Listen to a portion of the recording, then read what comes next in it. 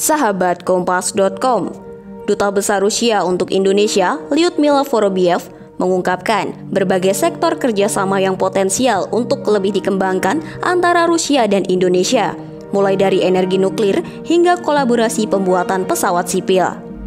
Sama halnya dengan Indonesia, keberadaan sungai-sungai besar, utamanya di wilayah utara Rusia, telah banyak dikelola sebagai waduk untuk menghasilkan energi. Transfer teknologi diharapkan bisa terjadi dalam kerjasama pengembangan pembangkit listrik tenaga air ke depannya. Walaupun kaya akan minyak dan gas, negara beruang putih itu telah lama memanfaatkan nuklir sebagai sumber energi. Kontribusi tenaga nuklir dalam bauran energi Rusia kini mencapai 20%. Meskipun nuklir terbesar di dunia, Chernobyl menjadi catatan sejarah yang dampaknya terasa dekat dengan masyarakat Rusia. Teknologi keamanan pembangkit nuklir Rusia justru telah meningkat hingga 5 kali lebih kuat sejak insiden itu. Rusia kini bahkan menjadi negara pertama di dunia yang mengembangkan pembangkit nuklir terapung.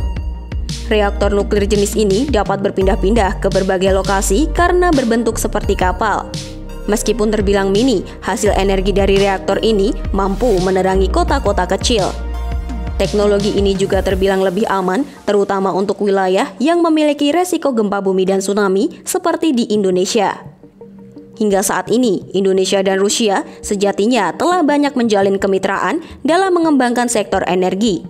Salah satu proyek kerjasama terbesarnya adalah kilang minyak Tuban yang digarap oleh Pertamina dan raksasa energi Rosneft. Perusahaan energi Rusia lainnya juga tertarik untuk mengembangkan blok Natuna dan saat ini dalam proses studi kelayakan untuk pengukuran keekonomian dari eksplorasi hingga ekstraksi gas dari lapangan tersebut. Ada pula potensi kolaborasi lainnya seperti pengembangan armada penerbangan sipil. Terlebih saat ini perusahaan Rusia mulai banyak mengembangkan pesawat berukuran sedang hingga besar yang dinilai akan sangat bermanfaat untuk negara kepulauan seperti Indonesia. Vorobiev mengatakan kerjasama ekonomi Indonesia dan Rusia berkembang dalam tren yang sangat positif. Mengutip data Kementerian Perdagangan sebelumnya telah mencatat total perdagangan Indonesia-Rusia pada 2020 sebesar 1,93 miliar dolar AS, turun 6,6% dari tahun sebelumnya. Namun, di tengah keterbatasan konektivitas yang disebabkan oleh pandemi COVID-19, ekspor Indonesia ke Rusia pada periode yang sama meningkat 12,7% dibanding 2019 menjadi sebesar 973,5 juta dolar AS.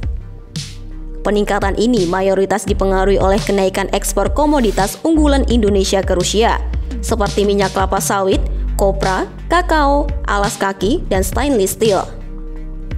Vorobiev mengaku seharusnya akan ada lebih banyak sektor kerjasama yang bisa dieksplorasi ke depan, mengingat besarnya kombinasi populasi kedua negara. Apalagi Indonesia dan Rusia telah menjalin relasi yang terbangun dengan sangat baik, bahkan sejak masa Presiden Soekarno yang mulai tahun 1960-an telah beberapa kali mengunjungi Rusia. Dialog politik antara Indonesia-Rusia telah berjalan dengan sangat aktif hingga saat ini. Dengan kontak antara Presiden Joko Widodo dan Presiden Rusia Vladimir Putin sudah terjadi beberapa kali sejak tahun 2016 hingga secara khusus membicarakan masalah penanganan COVID-19.